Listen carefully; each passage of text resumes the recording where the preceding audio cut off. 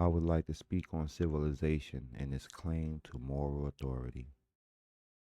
Civilization is commonly represented as the culmination of human moral progress, the replacement of chaos with order, violence with law, and impulse with reason.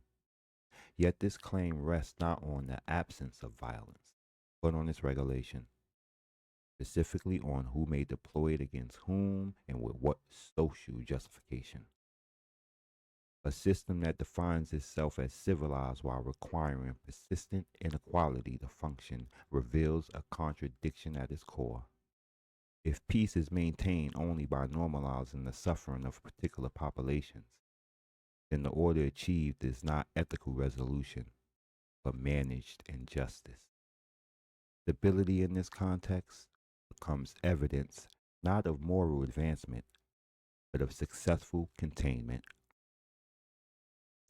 Civilization thus functions less as a universal condition and more as a selective designation. Those protected by its institution experience it as law, rights, and predictability.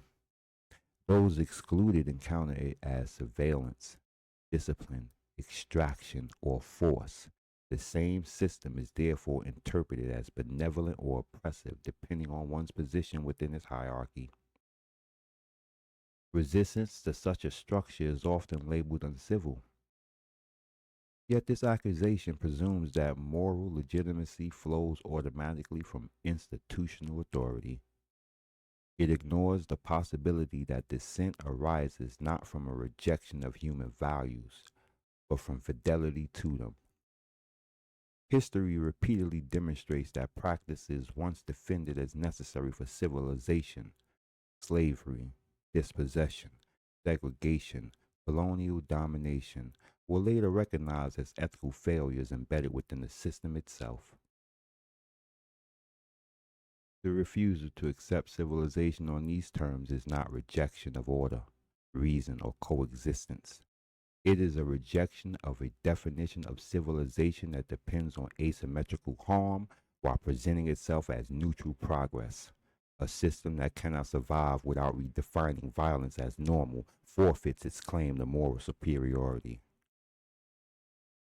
So then, the question then is not why some refuse civilization, but why civilization so often requires refusal in order to be reformed.